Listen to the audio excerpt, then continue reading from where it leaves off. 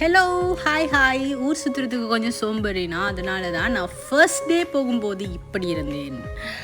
2 நாள் கழித்து வரும்பொழுது இப்படி இருந்தேன். எனிவே, நாங்கள் போயிருந்தது வந்து தமிழ்நாடு, சென்னைக்கு தான் போயிருந்தோம்.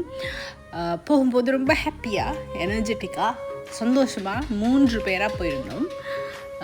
போகும்போது அங்கே விமான நிலையத்தில் நாங்கள் பார்க்குற இந்த சிலைகள் இருக்கே, அது ரொம்ப தனித்துவம் மிக்கதாகவும் தமிழ்நாட்டினுடைய கலாச்சாரத்தை வெளிப்படுத்துகிற வகையிலையும் எங்களை அன்போடு தமிழ்நாடு நோக்கி வாங்க அப்படின்னு சொல்லி வரவேற்கிற மாதிரி இருக்கும். அந்த வரவேற்பை ஏற்றுக்கொண்டு நாங்களும் வந்து எங்களுடைய பயணத்தை ஆரம்பித்தோம்.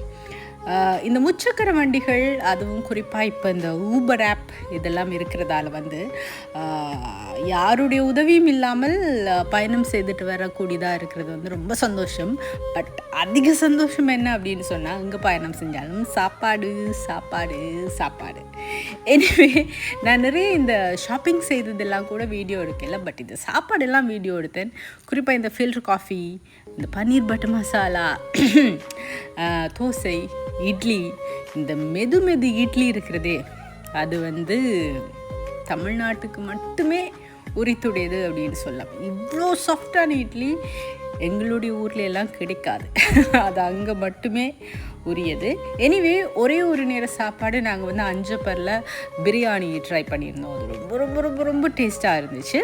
அதுக்கப்புறம் பேக் டு இட்லி, தோசை, வடை, பொங்கல், கஜு புலாவ். அவங்க வந்து அது அழகாக வந்து காஜு புலாவ் அப்படின்னு சொல்லுவாங்க. ஒரு சில சொற்கள் எல்லாம் அவங்க சொல்கிற விதம் வித்தியாசமாக இருக்கும். அது சில சொற்கள் எங்களுக்கு சொல்ல வராது. அண்ட் எனிவே, பொதுமொழி என்றதால அங்கே வந்து எங்கேயாவது போகிறது வரது அவ்வளோ பெருசாக கஷ்டமாக இருக்குல்ல எனக்கு. அண்ட் அகெயின் வந்து கலைநய பொருட்கள் கொஞ்சம் தேடி இருந்தேன். அதில் குறிப்பாக இந்த கதக் மாஸ்க் அது தேட போன போது ஒரு சில விஷயங்களும் கிடைச்சிது. தங்கியிருந்தது வந்து தாஜ் கிளப் ஹவுஸில். எக்ஸ்பீரியன்ஸ் ரொம்ப நல்லா இருந்துச்சு. இருந்தாலும் எனக்கு ஒரு குட்டி ஃபீலிங் இருந்துச்சு, நம்ம ஊரில் இருக்கிற ஹாஸ்பிட்டாலிட்டி இல்லைன்னு. அதால் தான் 2வது நாள் நான் இப்படி இருந்தேன். எனிவே, வரும்போது இந்த கோலத்தில் தான் வந்தது. அவசரமாக ஷாப்பிங் எல்லாம் முடிச்சு ஓடி வந்தது.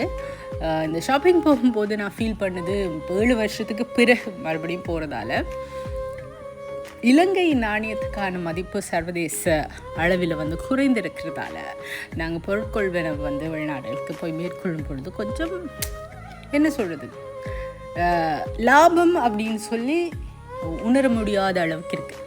எனிவே, அவசரமாக ஓடி வந்தது எதுக்காக அப்படின்னு சொன்னால், ஈஸ்வரோட அன்பு முகத்தை பார்க்குறதுக்காக தான். ஓகே, பாய்.